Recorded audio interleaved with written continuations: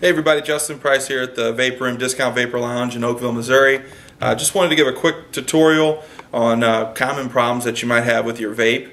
A lot of people come in with a lot of questions, what's this, what's that, and there's pretty much always filters down to a few different problems. One video I showed specifically to just change your coil, so you can check that video and it'll teach you how to change your coil, which is really simple.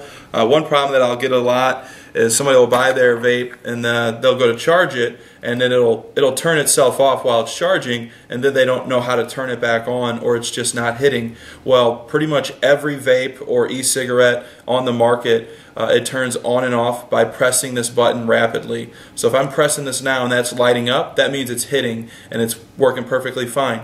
Now sometimes people will come in and they'll be pressing that button and it's not lighting up. That means it's not hitting. That simply means it's turned off. To turn it on and off, you just press the button rapidly and they will flash to acknowledge that it's being turned on or off. So right now it's turned off. It's not lighting up.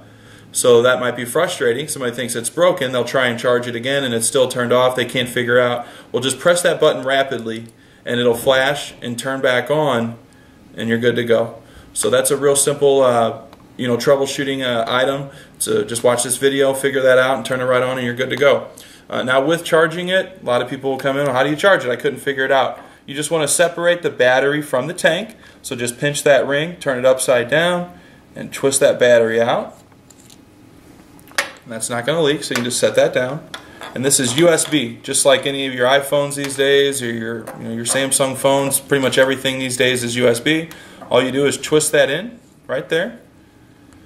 This will go red while it's charging, and it goes green when it's done. Now you can plug that into pretty much any USB outlet. Don't let them charge all night. Only let them charge for the 2 or 3 hours that they need. Once that goes green, you might let it sit for another hour, and then it'll be fully charged. Again, you can use your own wall charger. We carry these wall chargers in the shop, so you can just plug it right in and plug it through your wall outlet. Really, really simple to keep these charged.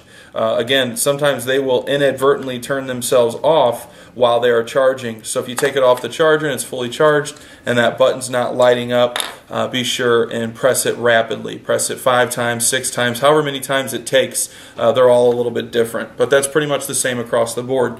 A lot of people will say, hey, my vape or my e-cig is gurgling. It's spitting juice into my mouth. I'm tasting it. It's gross. How do I fix that? Simplest thing to do is just to take a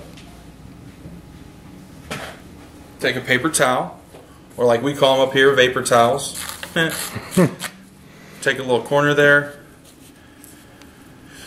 Twist that up real small.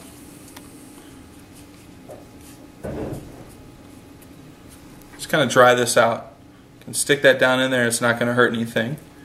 Sticking it down there is going to remove any excess fluid that might have gotten through the wick or through the coil. So you just get that. See, we got a little bit in there. And another thing to do is, if this has any liquid in it, it will seep through that coil sometimes. So if there's too much liquid in there and you're trying to put your tank on top of it, the battery, it will suck it right on up into that coil. So that'll be another reason for it gurgling. And that's a good maintenance item anyway. It's just to continue and keep on just keeping that dry and obstructed. Get anything that's obstructing it out of there. Also sometimes this will not connect to that enough. So what you want to do is grab some needle nose pliers, or like some forceps. I said forceps, some hemostats. Just pull that out a little bit. That right there is not connecting to that, so it will not hit. So the battery might be turned on, it's screwed in, and everything seems to be in order, and it's just not hitting. So that when you pull those two, they will actually connect to each other and start hitting. So it should be good to go.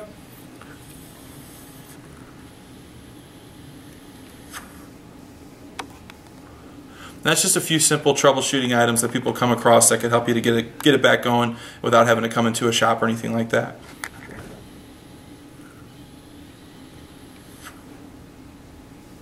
It's good to go.